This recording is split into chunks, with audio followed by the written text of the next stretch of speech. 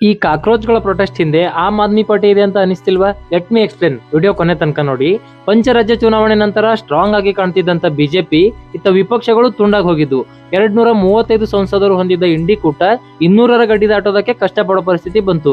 DMK ಹೊರ ಹೋಯ್ತು, TMC ಛಿದ್ರಗೊಳ್ತು, AAP ಸಂಸದರು ಒಡೆದು ಹೋದ್ರು, ಶಿವಸೇನಾದ ಉದ್ಧವ್ ಠಾಕ್ರೆ ಸಂಸದರು ಕೈ ಕೊಟ್ರು.